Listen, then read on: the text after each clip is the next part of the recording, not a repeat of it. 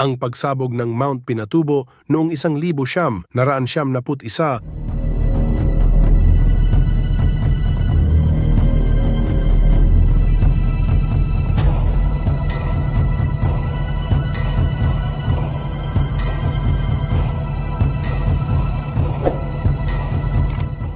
Noong Hunyo 15, 1991, naganap ang isa sa pinakamalalakas na pagsabog ng bulkan sa kasaysayan ng daigdig, ang pagsabog ng Mount Pinatubo sa Luzon, Pilipinas.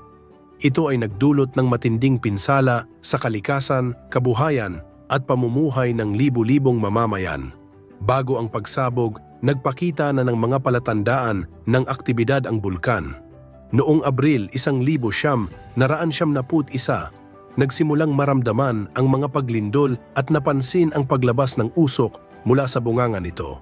Dahil dito, nagsagawa ng masusing pag-aaral ang mga eksperto mula sa Philippine Institute of Volcanology and Seismology, PIVOLCS, at United States Geological Survey, USGS, upang suriin ang panganib na dulot ng bulkan.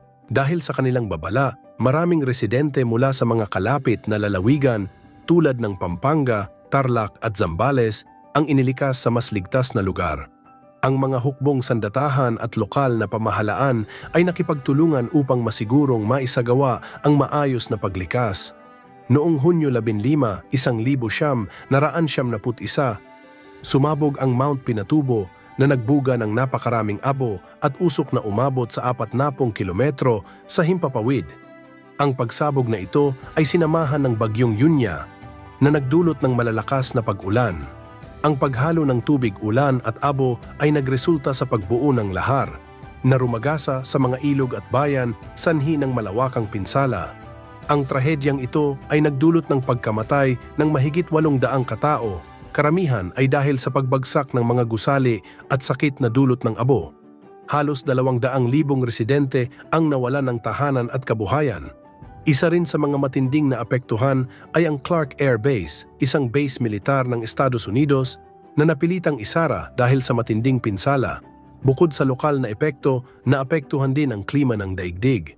Dahil sa malaking dami ng asupre at abo na nailabas sa atmosfera, bumaba ang pandaigdigang temperatura ng 0.5 degrees Celsius sa loob ng ilang taon. Ang pagsabog ng Mount Pinatubo noong 1991 ay isang malaking hamon sa Pilipinas, ngunit ito rin ay isang halimbawa ng matagumpay na kooperasyon sa pagitan ng agham at pamahalaan. Dahil sa maagap na babala at epektibong paglilikas, maraming buhay ang nailigtas.